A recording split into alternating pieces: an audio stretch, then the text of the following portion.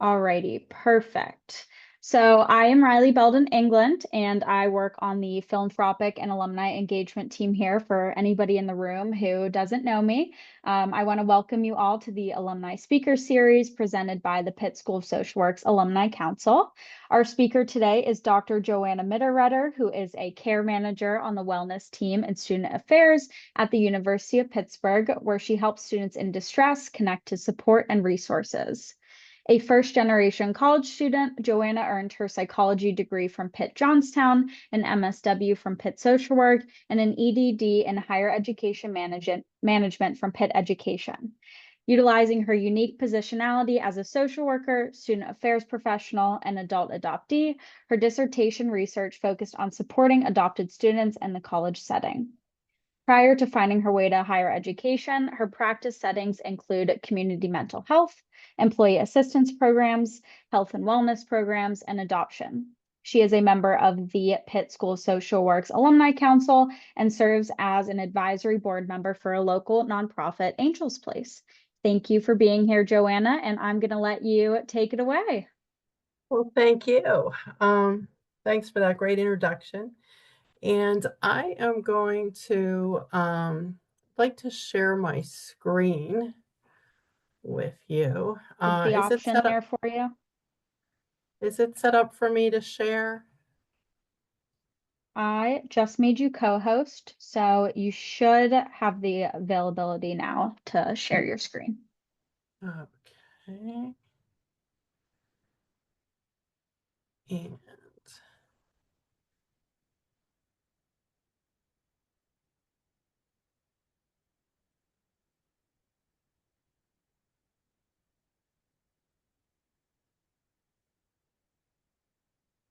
not doing anything yet, is it? Do you see the green share button on the bottom of your screen? Down. Yeah, okay. There we go.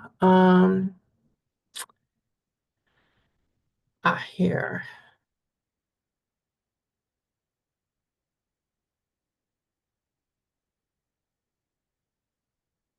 Are you able to see that? I can see it. And then I think if you just want to present it, then we can see it as a slideshow. Yeah, I'm trying to. It's like a taskbar there that's, So if, yeah, if you go to move that. slideshow, yep. And there we go. And just present from beginning all the way to the left. There we go. All right, perfect. That, okay, great. All right, so I'm a care manager in student affairs here at Pitt, and I'm excited to share with you some of my social work journey in the hopes that it inspires you in some way with your professional journey. And when I graduated with my MSW, I certainly wasn't thinking about working in higher education. And in fact, I didn't even know there were social work roles in higher education other than just being a social work professor.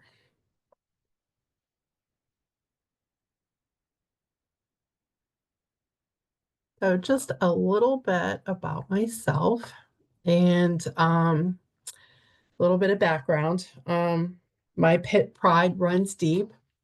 I was married in Heinz Chapel. I met my husband when I was at Pitt. He's an alum. I have 2 out of my 3 kids are Pitt alums. I have 2 rescue dogs named Maggie and Stella. And yeah, that is a little store over on Fifth Avenue, but it's also the first 2 female graduates from the University of Pittsburgh. And I still hang out with my old roommates and we do girls' weekends together and still have a lot of fun. And so I still savor my connections with my friends from Pitt.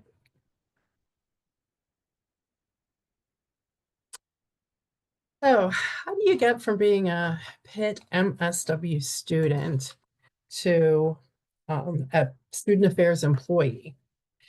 Well, some steps were very much intentional, but Some steps were just really serendipitous. And I think that's true with anyone's career, and especially in social work, because it's such a versatile degree. There are so many different directions that you can go with it.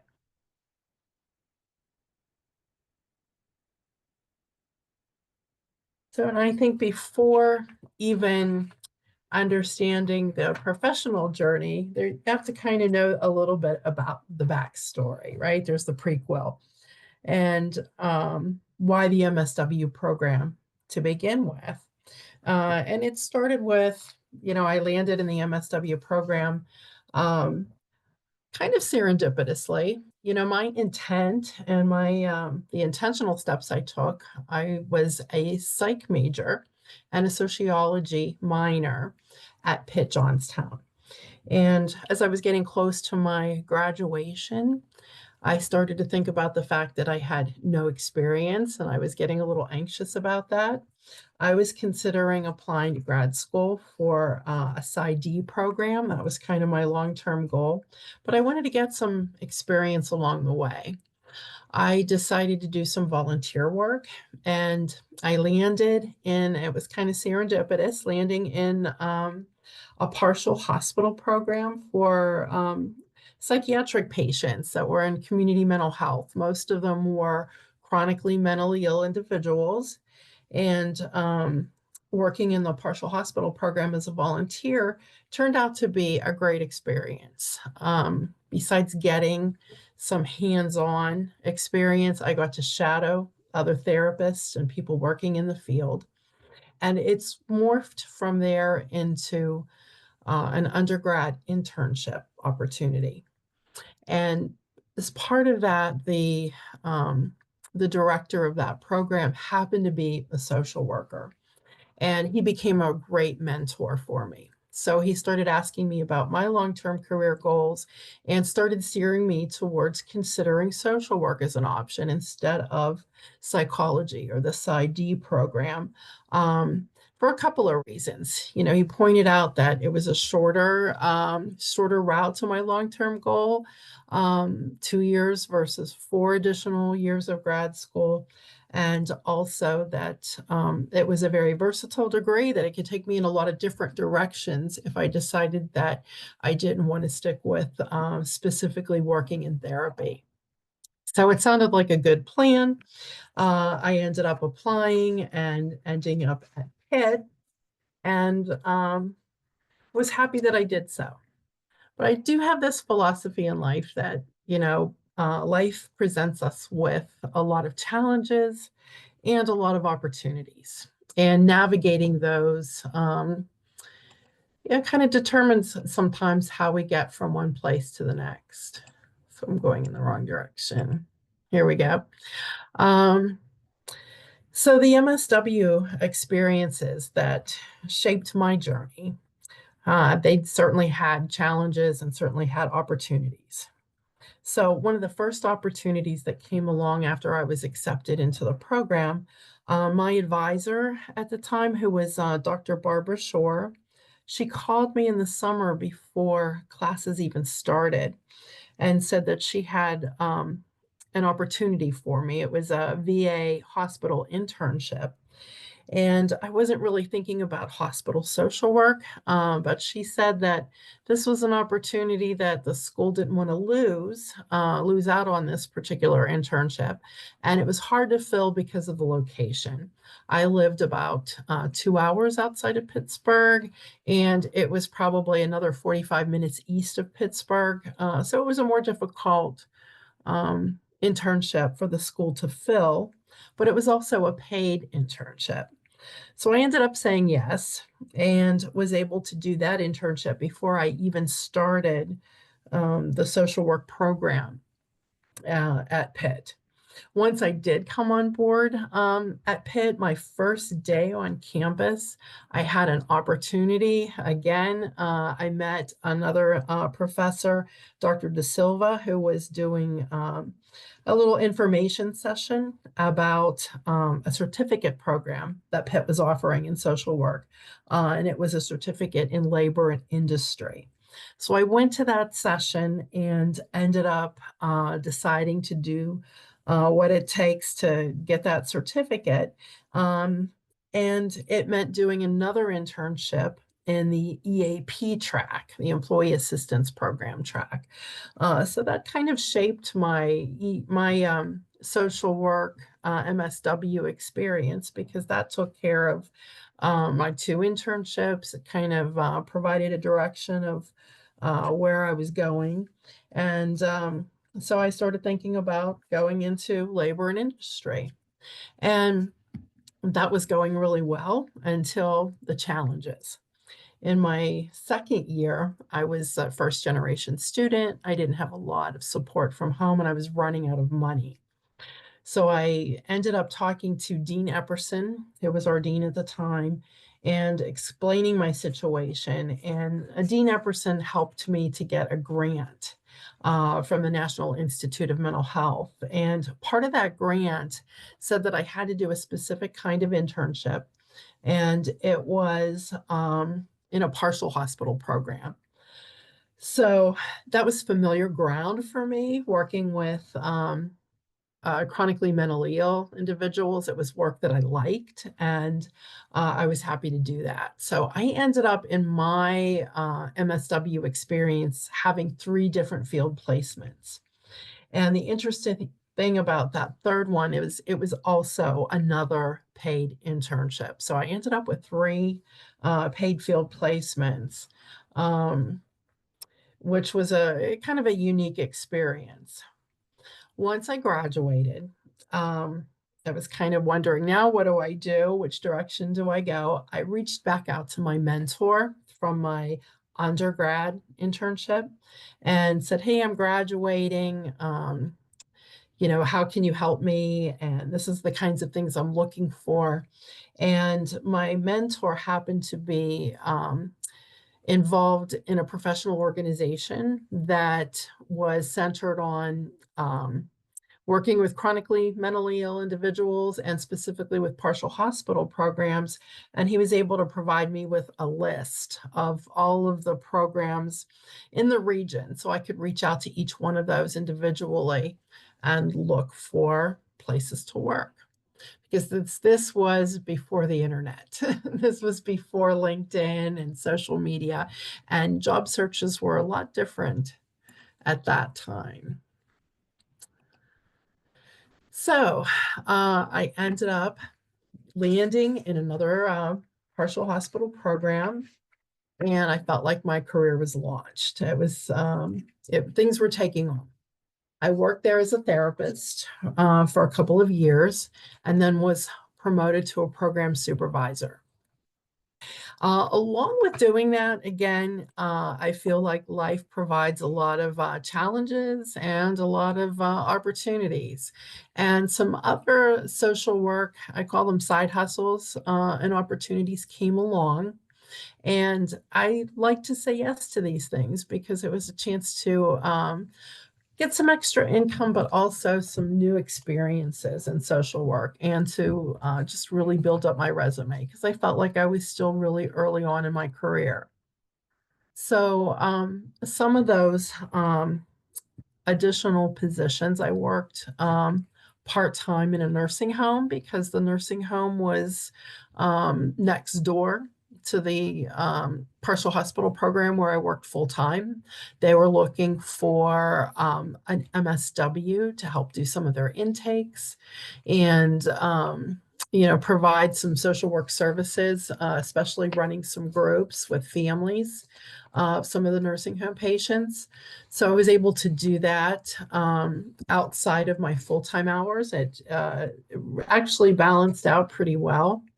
I did that for a while, and then I also worked in a hospital inpatient unit, and also, and again, it was very much only on weekends, running some particular groups that they asked me to run. And I also did some private practice with a group of psychiatrists. So, and these were not all at the same time, but from time to time, doing some additional skill building and extra income opportunities. Eventually, I left working in community mental health and said, I got that certificate in labor and industry. And an opportunity came along, and I put that to work and started working as an employee assistance counselor. Now, through all of these things, I was, again, building skills, learning new things, working as a group and individual therapist. I was really honing both of those kinds of therapy skills. I was managing people and programs. I also worked as a field instructor at the partial hospital program, which gave me opportunity to interact and supervise and mentor MSW students. I helped navigate our program through audits. When I was doing the EAP work, there was no group therapy, but it was a lot of individual short-term counseling. It was also marketing the program and doing marketing, public speaking, connecting people to resources was a big part of what I was doing, and a lot of case management came in.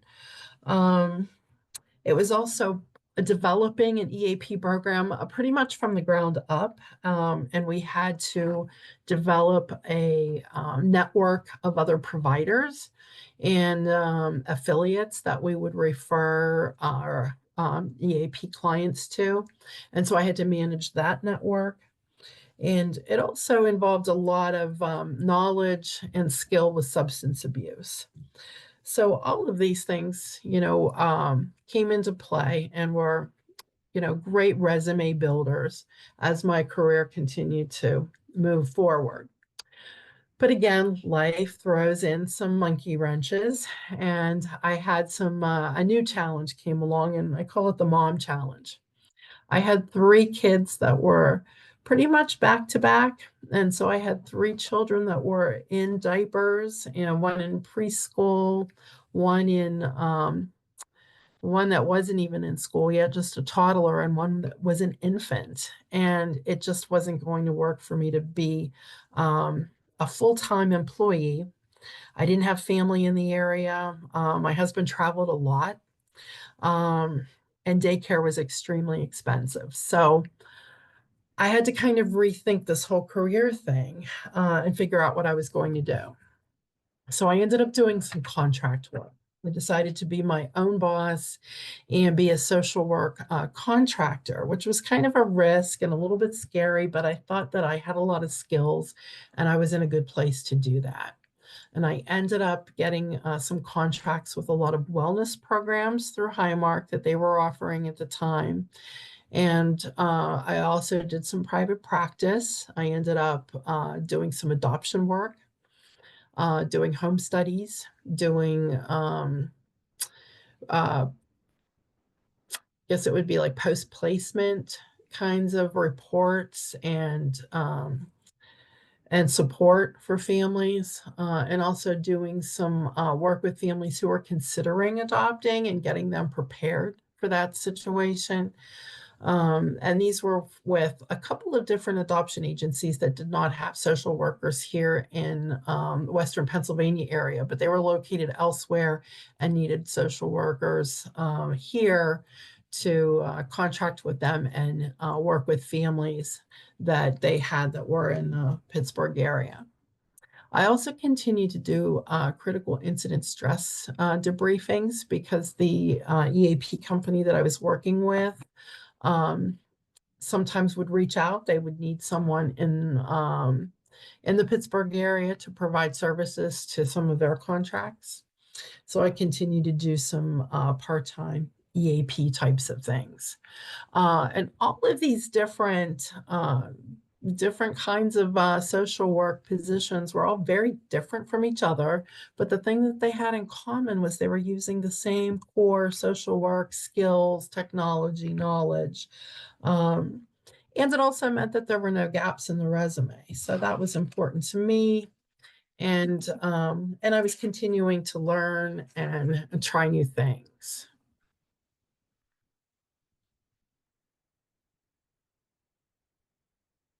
So again, some of the skills that I think that really helped in moving to the next level, because eventually Kids get older, they grow up, and it was time to go back to work full time. And I started thinking about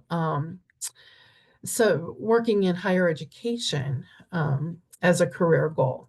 And one of the reasons I wanted to do that is, especially working in EAP, I started to notice that there were a lot of train wreck lives out there. These are people that were on last chance agreements in their workplaces.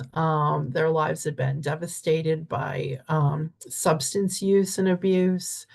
They lost families, they were losing their jobs, they were really struggling in a lot of ways. And I would think, I wish somebody would have talked to them. I wish I could have talked to them when they were much younger, before all of these things started to happen. Because many times when I would talk to them, I would find out that these issues didn't happen overnight, but there was a long history. And many times it was when they were young adults. And I thought, boy, that would be a population I would really like to work with.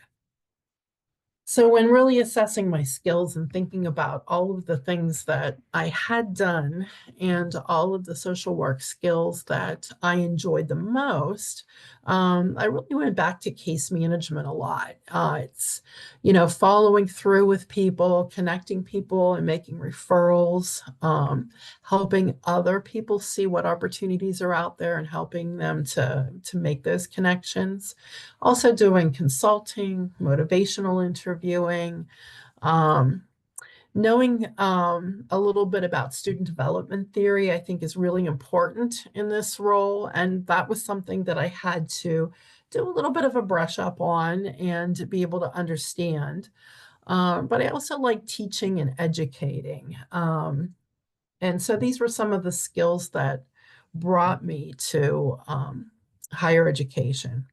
But other useful skills, good communication skills, being able to follow up with people, knowing some crisis counseling, and also having that social justice framework and way of viewing and looking at things. And these are all things that we get from our social work education and our social work experiences. And just briefly too about the crisis counseling, doing all of those the CISDs, the critical incident debriefings that I would do in workplaces. Right now, I serve on the university has a crisis team, and when there is some type of a critical incident that happens in a school or in a department or in an area. This is a team of professionals across the university that can be dispatched and sent out as needed when those events take place. And I serve on that team, and it really, those skills that I have with working with individuals in crisis after a critical incident are skills that I continue to use here at Pitt in the role that I have now.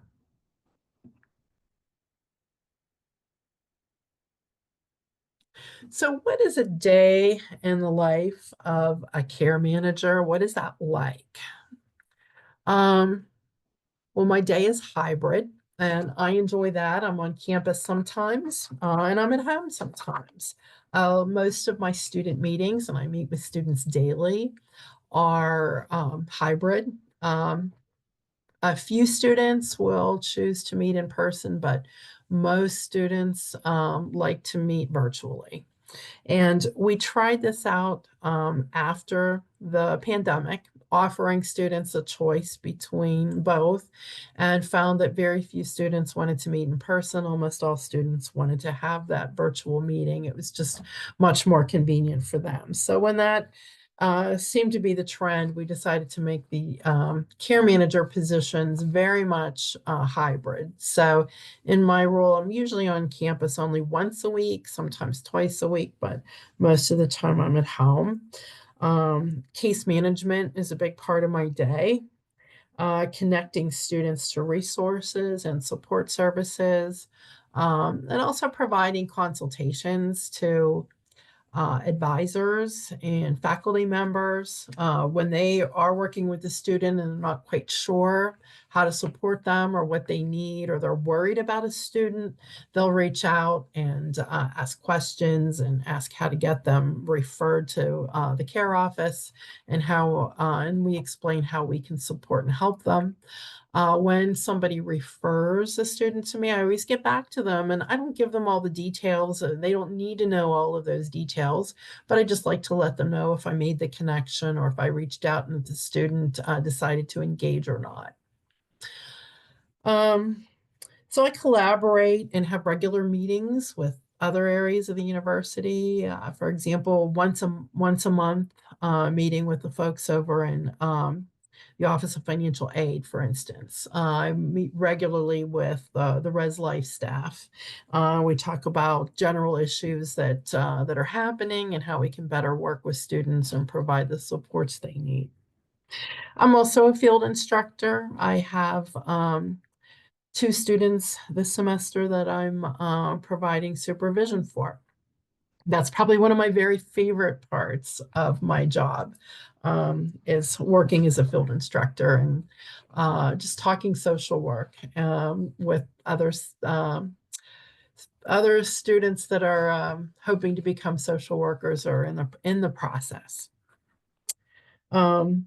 Anybody that works in the university and anybody that's working in student affairs very much thinks about themselves as an educator. And even though I'm not teaching in the classroom, we really view the personal journey of a student as just as much of an education and just as important, that personal development part, as what they're learning academically in the classroom. So we're helping with that process. We have a professional organization. It's the Higher Education Case Managers Association. So some campuses, this role is called a case manager. Here at Pitt, we call it a care manager. And the position can look differently on different campuses, at different universities, different colleges. Just kind of depending on what the resources are at that university and how they want to view that position. Some care manager or case management positions are clinical case managers, and some are non-clinical. Here at Pitt, I'm a non-clinical case manager. Um, some some universities that have clinical case managers will usually situate them in their counseling center. If the care manager is non-clinical, they're usually situated somewhere else in student affairs, often in the Dean of Students office, or closely aligned with the Dean of Students office. The other thing that comes up with my position, it says other duties as assigned. And in my role, it's a lot of fun. That means anything that's needed to support the student affairs division. So that means sometimes being tapped into helping with a career fair, for instance. Maybe it's helping with orientation for first year students. That's a busy week. And even though I'm a hybrid position, that usually for 2 weeks in the beginning of the year, the academic year, we're here every day for at least, for those 2 weeks, because there's so many events, tabling events, wayfinding, crises, just so many different things that come into play, and we help with all of those. So it might mean walking up to the Pitt and just helping students find their way for an event or something that's going on up there. It could be helping at the rec center with first year student events during orientation week. So all of those things come into play, and we just assist with all of that. And then being on different teams and committees. So I am a part of the care team here at Pitt. I'm part of the crisis team. We also have an event management team. So when there's a controversial speaker, for instance, or something that they might need additional support for, they might ask this event team to show up and just be there as extra hands-on folks to provide support for whatever's needed.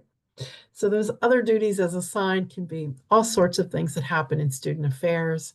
And it's kind of what makes the job fun because we get to do a lot of different things, wear a lot of different hats, and work with a lot of folks that aren't social workers, doing a lot of other things that support students in just a myriad of different ways.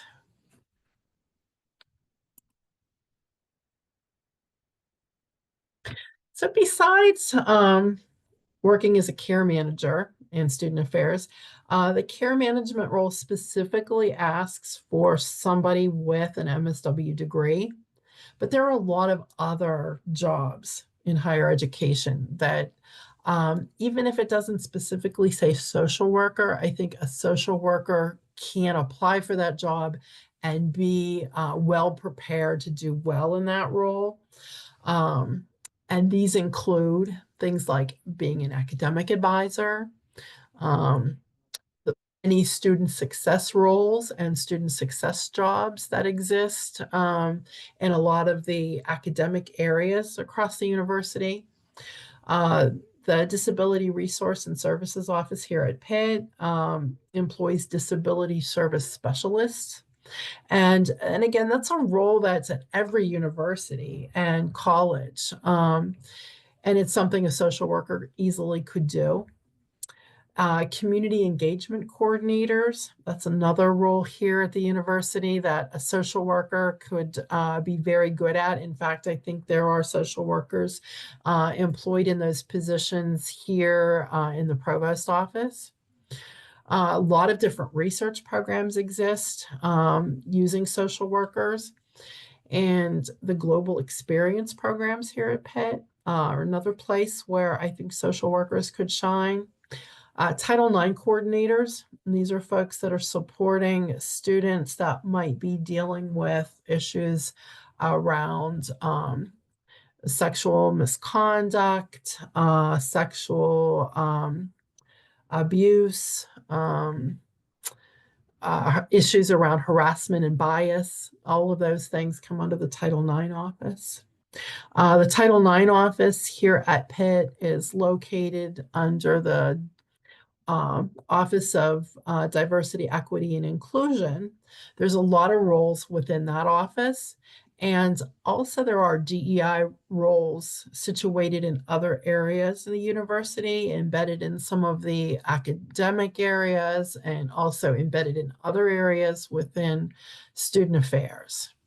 Those are all places where I think social workers could work, and that their skills and specific knowledge can really be put to good use in those roles. Specific to student affairs positions, I think the conduct office has roles that social workers could fill. Um, RDs or resident directors in Res Life. We do have one right now who is an MSW. Many of those roles are often filled with folks with master's degrees in higher education, but I think social workers can work in all of these roles easily. Career counselors, Greek life coordinators, counseling center clinicians. That might be one of the first things that comes to mind to a lot of folks that are interested in direct practice. Service learning coordinators. These are the folks in student affairs that are planning and helping students with service learning, doing all kinds of social service kinds of roles out there in the community, and linking students with those kinds of roles. In addition, I think that there's a lot of support areas in the academic world and in the academic offices, also in athletics, admissions, and financial aid. There's a lot of roles that social workers could fill.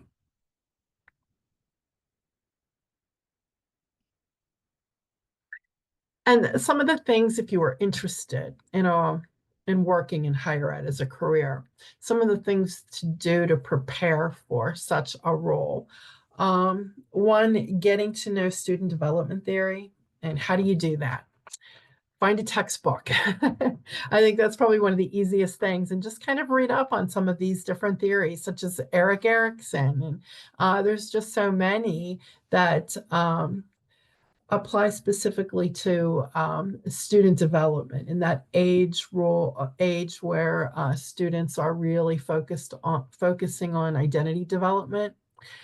YouTube videos can be another place. Professional organizations for people who work in higher ed usually have lots of opportunities for professional development, webinars, things like that that you could tap into.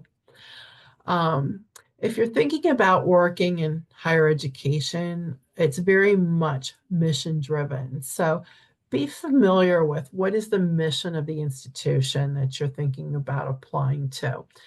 For Pitt, for instance, we have a whole web area. It's more than just one page that talks about the mission, the plan for Pitt. Also, each division within the university, such as student affairs, where I work, has its own mission. So be familiar with that. You're going to be asked about that during an interview, and you should be able to speak to that.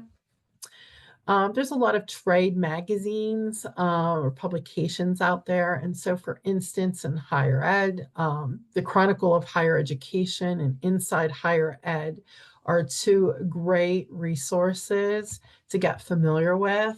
Read about what's happening in higher education. What are some of the themes? What are some of the hot buttons? What are the needs? What are the problems? And how can you help solve some of those problems as a social worker? How can your social work lens be of assistance to whatever problem is being faced?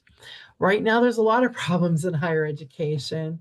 And when Riley first asked me to do this presentation, it seemed like it was a whole different world. And it was just, what, a couple months ago, if that. And it seems like things have changed a lot right now. Pitt has a hiring freeze. There was a period of a couple days where our website was that advertises jobs was even sort of shut down and not accepting any new applicants. But it's kind of like we kind of have to ride it out, and things will change. So while it might not look real promising right now because a lot of universities aren't hiring right now, Pitt's not alone in that hiring freeze. It's, a much wider picture, but, things will change. Every 4 years, there's a new election and a new way of looking at things. So we have to try to stay optimistic and look towards the future. So again, to prepare for career in higher education as a social worker, start looking at some of the websites. Look through Pitt's website. If you're thinking about a different location or a different university, really start looking through their website and see what they're doing. See what kinds of roles are out there. See what kinds of divisions, and see what kind of departments, and where students being served. Look under academics, look under student affairs, see what departments are there and how they serve students. Look at the job career area where jobs are listed and read some of those job descriptions.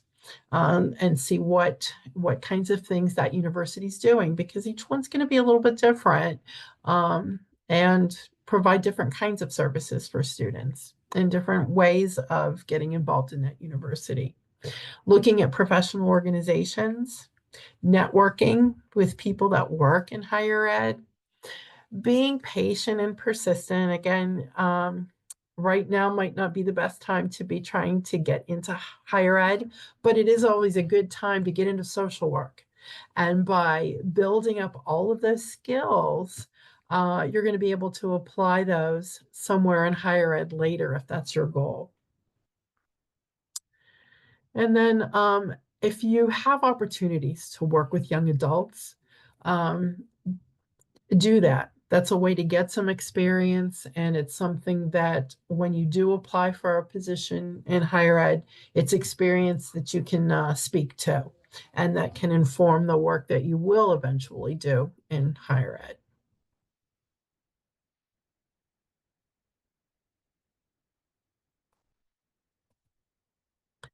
Oops. So I wanted to put that last one up there. There we go. So that you can have my email if you would like to stay in contact or network or ask questions even later on. Um, I'd be happy to connect with anyone to talk more. But I'm also here to ask and answer questions at this point.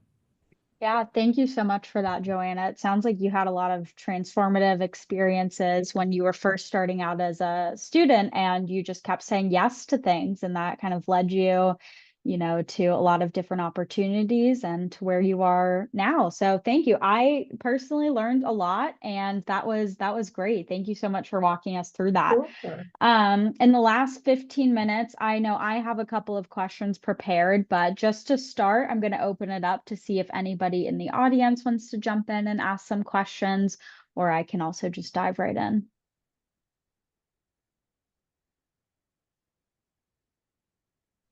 I was wondering, of all the roles you had over time, which which ones really stand out in your experience as being particularly meaningful? Um, hmm. Well, it's hard to pinpoint because um, there were so many. Um, and yeah, it's really hard to pinpoint. Hmm.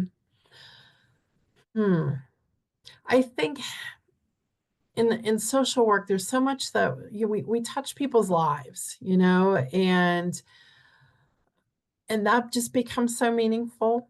Anytime that we can help someone along the way to make a really significant or transformative change in their life. And, I was able to do that in so many different places. So I think some of the wellness programs that I worked with, I really saw really huge changes in people. And I really, really liked when that would happen and when I was able to witness that. But I also saw that in the EAP work as well.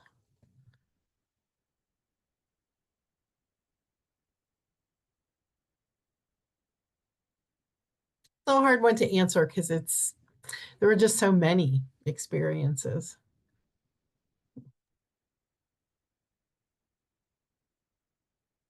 Thank you for that question. Just jumping off of that, looking back on your career, what's one piece of advice you wish you had received when you were first starting out? Mm.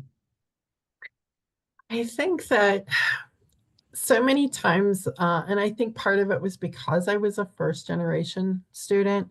Much of it was feeling like I had to fake it till I make it. And I wish somebody would have told me that, you don't have to know everything right away. You're not expected to know everything right away. And I wish I would have been more comfortable asking questions because sometimes I was afraid to do that early on. And I wish I would have leaned into those mentors a little bit more than I did. I think I did reach out to them from time to time, and I did really appreciate all the mentoring that I got along the way. But I really think that I wish I would have leaned into that even more.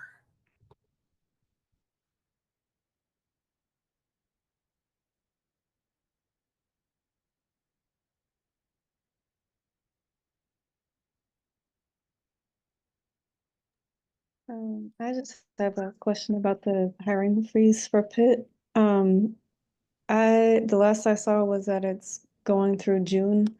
Have you heard the same? Or if That, it might be extended?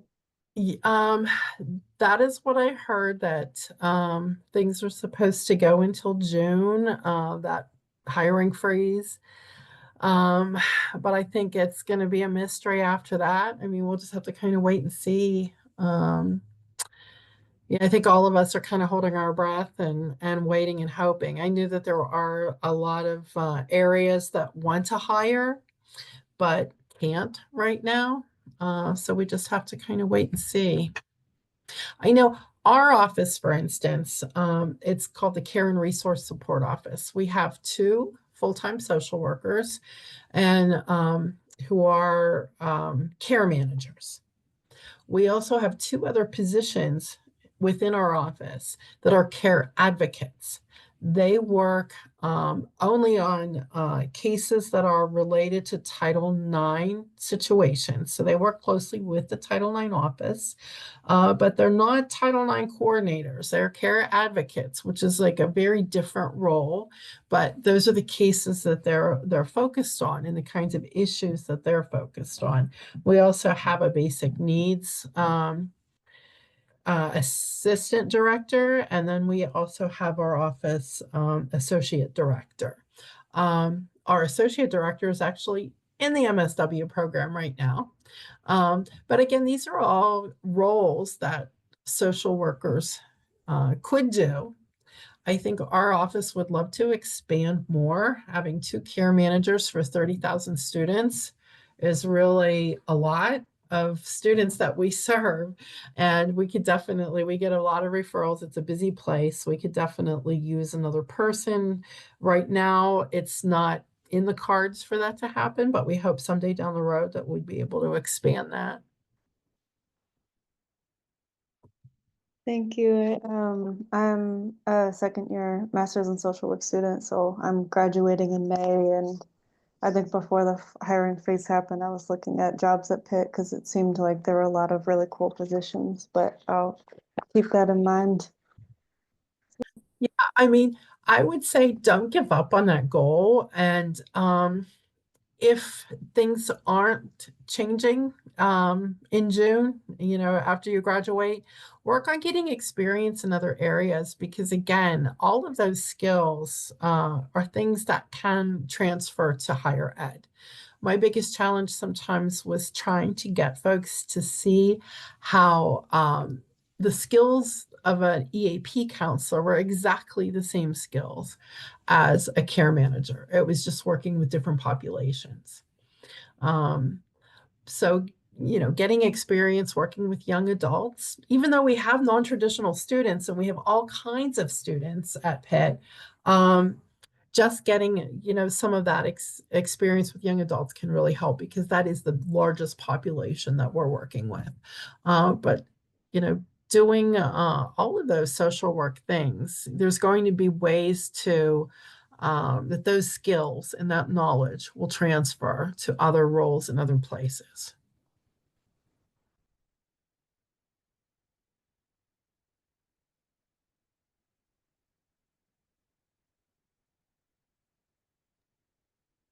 Probably have time for one or two more questions. Um, I will just go ahead and jump in. What advice would you give to students who are unsure of how they want to apply their social work degree or are thinking about making a career change? I know you mostly stayed within social work, but you bounced around a lot of different places and direct care avenues. So, what would be a couple of pieces of advice for students in the same boat or alumni? Yeah. Again, I think it's that, looking at looking at opportunities, saying yes. Sometimes I would say yes to things I wasn't quite sure of. And sometimes I discovered it was something that I really didn't like to do. And I didn't stay there. I didn't stick with it. Other times I found out that, wow, I really like this or I'm really good at this. But no matter what it was still something, I still learned something in the process. And not only do you learn things, but you also expand your network. And that's important too.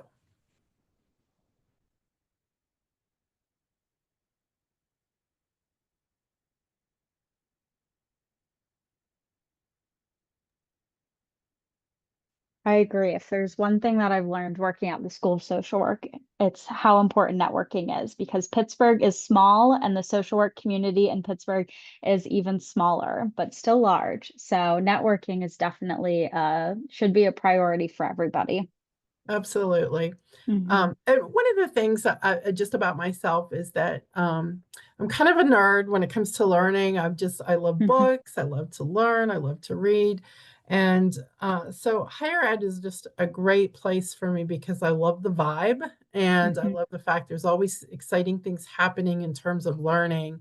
And there's so many opportunities for that. There's a lot of staff development, professional development available.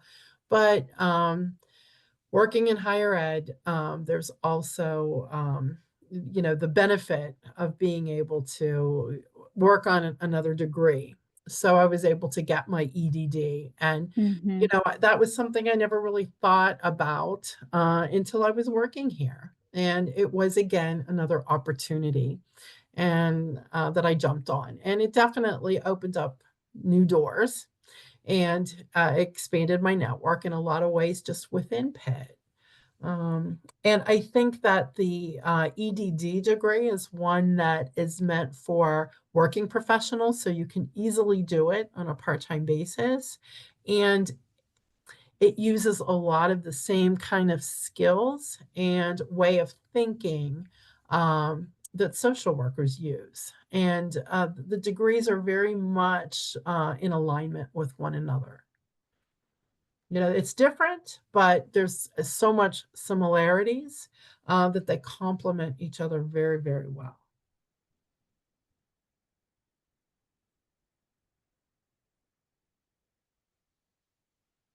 In the last couple of minutes, does anybody have one last question?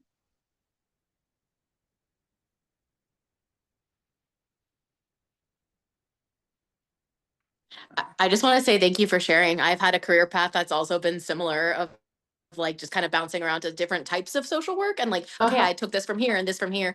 And it's encouraging to hear that other people are doing that. I find that it's like that's not often the case. And I'm a COSA person, which I think you guys know, and then ended up in, like more direct practice stuff. And so it's just, and I'm like, okay, maybe I enjoyed this, but I don't want to do it forever. And I just really appreciate that lens about social work. And I am constantly preaching that to everyone. Like, if you don't know what you should do, you should really look into social work because not like that you should just end up there. But I mean, I think a lot of people, I did the same thing, had an undergrad in psychology, all the stuff. And I just, thank you for sharing that. And my dog is having a parent emergency. So on that note, I will have to hop off, but thank you. Well, So thanks not for a question, sharing that just a though, thanks.